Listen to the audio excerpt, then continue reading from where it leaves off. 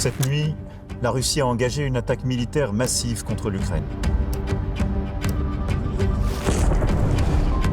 О проведении специальной военной операции к демилитаризации и денацификации Украины.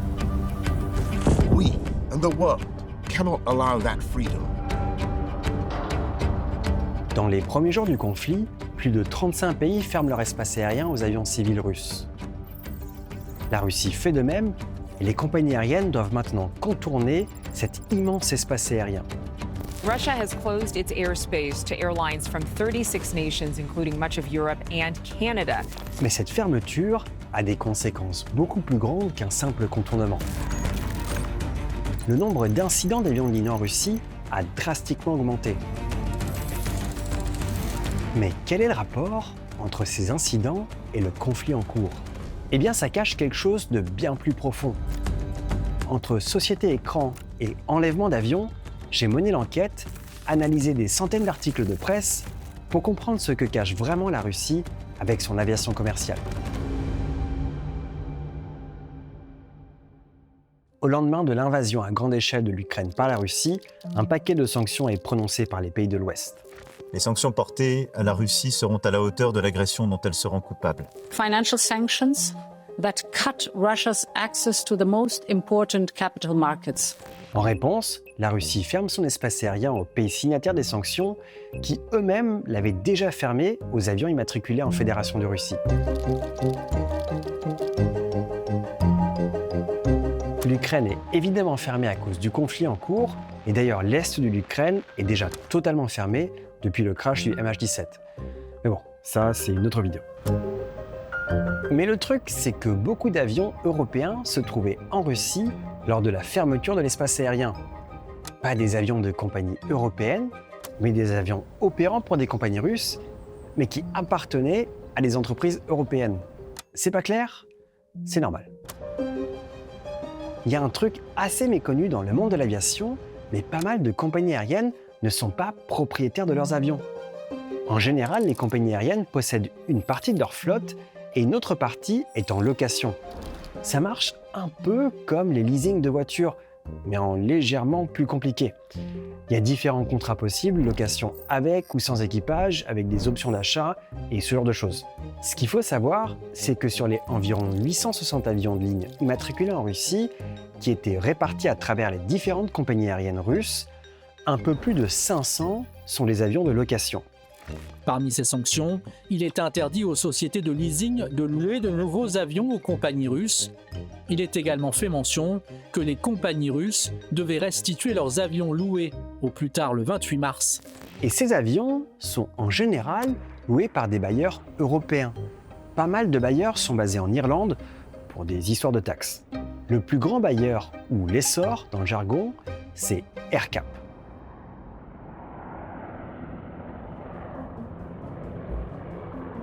Il possède plus de 1700 avions, 300 hélicoptères, 1000 réacteurs qu'il loue à plus de 300 clients à travers le monde. Avant la guerre en Ukraine, ils louaient à eux seuls 141 avions et 29 moteurs aux compagnies russes pour une valeur de plus de 4 milliards de dollars. Donc vous imaginez bien qu'au début des sanctions, AerCap et les autres bailleurs ne devaient pas être très rassurés. No, God! Et pour cause, en mars 2022, Vladimir Poutine fait passer une loi qui autorise la nationalisation de ces avions.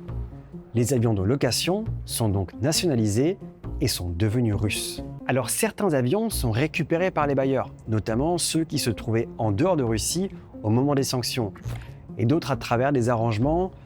Alors comment exactement, j'ai pas trouvé de source hyper fiable et détaillée, donc je préfère pas me prononcer là-dessus, mais j'imagine qu'il y a eu quelques arrangements. Et même si cette nationalisation n'est pas reconnue par la communauté internationale, tant que les avions restant sur le territoire russe opèrent sur des routes domestiques, ils sont quasiment intouchables. Ok, bon, ces avions vont rester en Russie, soit. Ça veut dire que c'est une bonne chose pour la Russie. Non ? Eh ben, c'est pas aussi simple. Le truc, c'est que ces avions sont pour la plupart des Airbus et Boeing, donc de construction européenne et américaine.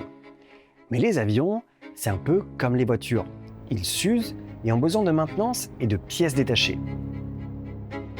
La maintenance lourde des avions d'Aeroflot, la compagnie nationale russe, était faite jusque-là à Moscou, mais aussi dans des centres de la Lufthansa en Allemagne ou chez HAECO à Hong Kong.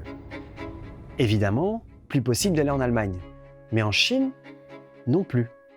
La Chine n'est pas signataire des sanctions à l'encontre de la Russie, mais par peur de représailles et de potentielles sanctions à son encontre, elle emboîte le pas et décide de prendre ses distances avec les compagnies aériennes russes.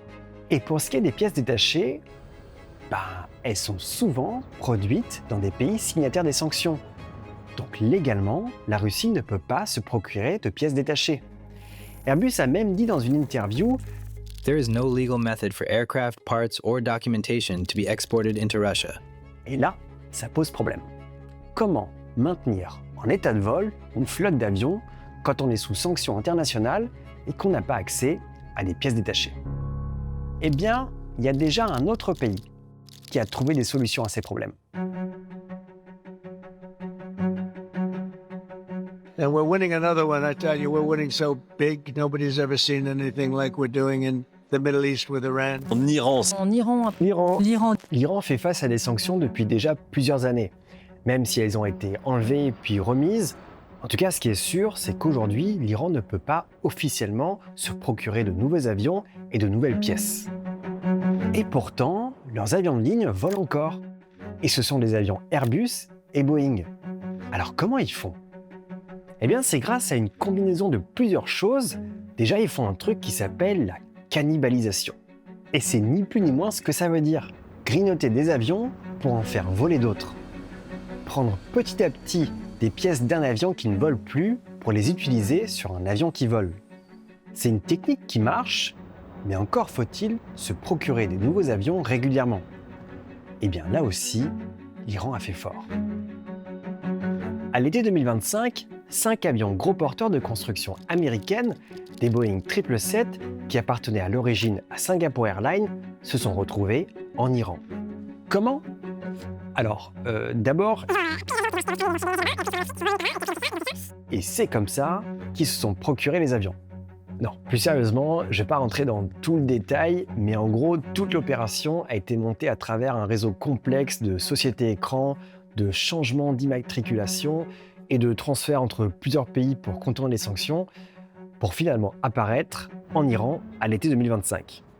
Enfin, je vous passe les détails, mais il y a une société dont on va reparler plus tard. Et du coup, la Russie aussi a développé ce qu'on pourrait appeler un écosystème de résilience.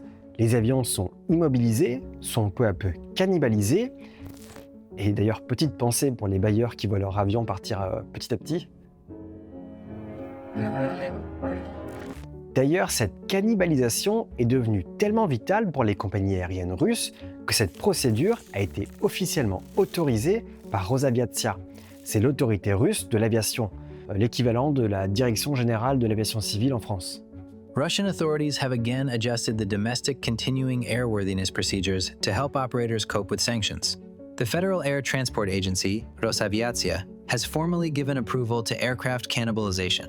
Et puis en juillet 2022, des douaniers de l'aéroport de Vnukovo vont faire une découverte assez surprenante. Dans des bagages de passagers, ils vont littéralement découvrir des pièces d'avion. Ce jour-là, ils saisissent des ZADIRU. C'est un boîtier électronique que l'avion utilise pour déterminer sa position. C'est un composant important d'un avion, mais alors qu'est-ce qu'il faisait dans un bagage de passagers? Le Financial Times a fait une super enquête dessus. Et ces boîtiers étaient destinés à S7, la deuxième grande compagnie aérienne russe. En fait, la Russie s'adapte aux sanctions et font entrer des pièces, peu importe le moyen et peu importe le prix. Parce que ça coûte cher de faire importer ce genre de pièces d'avion de manière non officielle. D'après le Financial Times, c'est 2 à 3 fois le prix.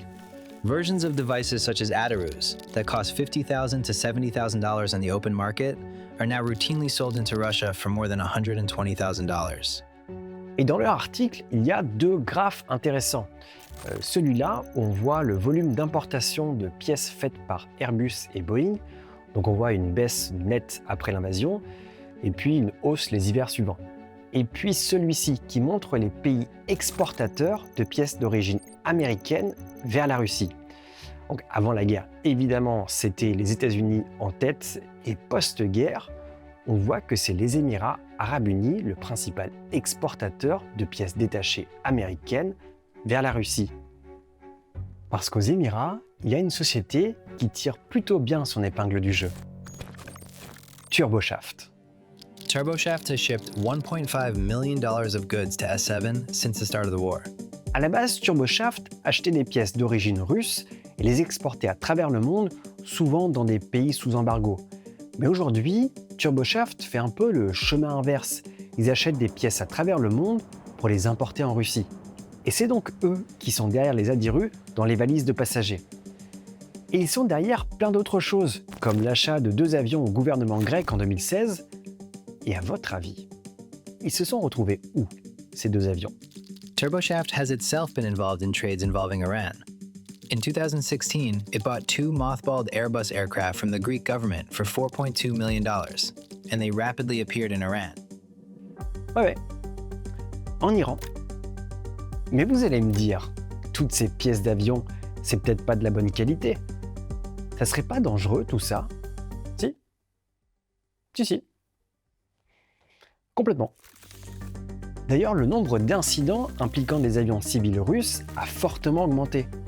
Le cabinet allemand d'analyse de sécurité aérienne, JACDEC, a publié un graphe qui montre le nombre d'incidents d'avions civils russes à travers les années. Donc on voit que le nombre de pertes de cellules, ce qu'on peut appeler crash, n'a pas forcément trop augmenté. Mais c'est plutôt le nombre d'incidents qui a explosé depuis la guerre. Et particulièrement des incidents techniques, comme en novembre 2025, où un avion avait perdu ses capots moteurs en plein vol. Ou bien en mars 2026, lorsque 5 pannes moteurs ont lieu en seulement une semaine. 5 Russian passenger aircraft experienced engine failures mid-flight within 1 week. Alors il faut un peu nuancer, parce que ce genre d'incident arrive partout dans le monde et dans toutes les compagnies aériennes. Mais ce qui est alarmant, c'est la récurrence et la forte tendance à la hausse ces dernières années. We do see a rise in technical incidents. That could be attributed to a lack of supply chain and certified spare parts. Andrei Litvinov, un ancien pilote d'Aeroflot, explique dans l'article du Financial Times que les avions de construction étrangères vont se dégrader progressivement et il n'y aura plus rien pour les remplacer. Il ajoute même une phrase qui, je pense, résume plutôt bien la situation.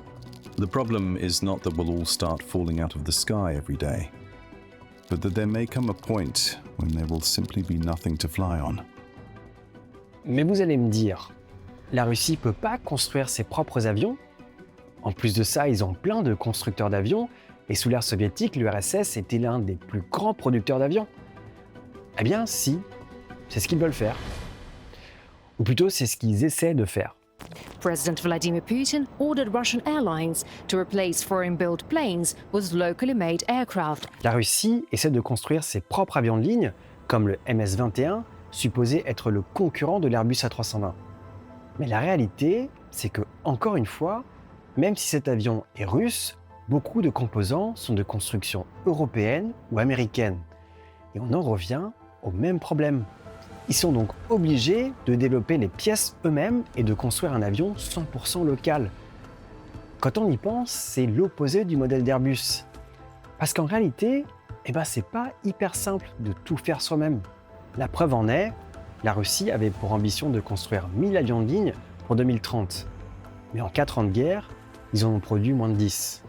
Donc pour l'instant, la Russie ressort ses vieux modèles soviétiques, des modèles comme le Tupolev 214 ou l'Ilyushin 96, des modèles âgés contraints à reprendre du service.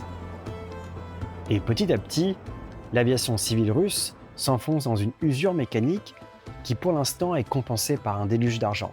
Mais pour combien de temps ?